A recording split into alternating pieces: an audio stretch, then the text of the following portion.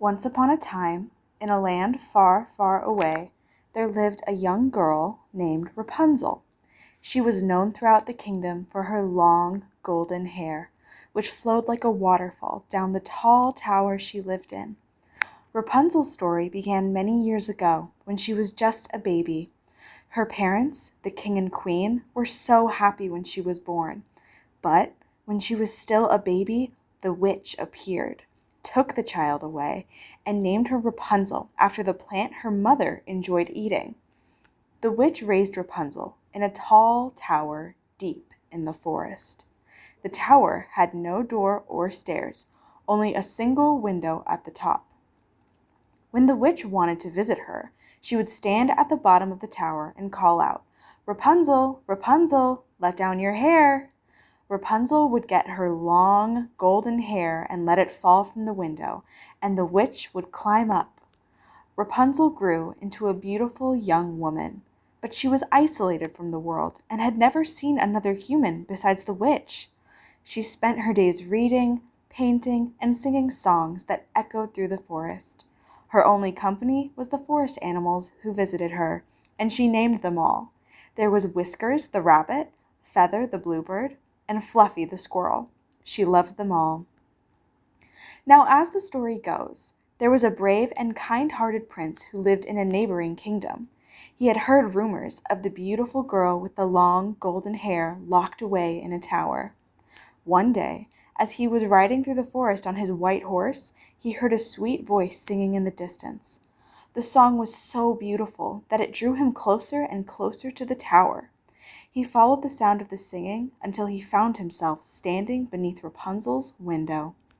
Rapunzel had never seen a prince before, so she was both surprised and happy when she spotted him. She leaned out of her tower window, and her long golden hair tumbled down like a shiny rope.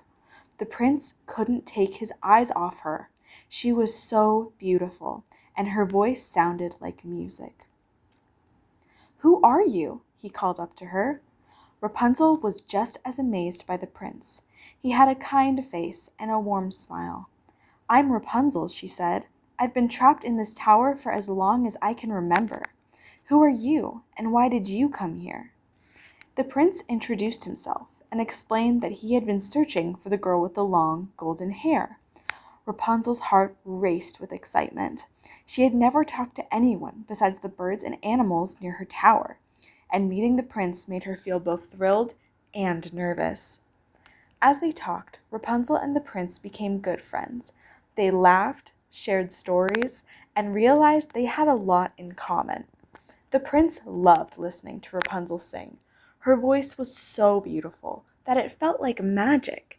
He promised to come back every day to see her. Rapunzel looked forward to his visits more and more.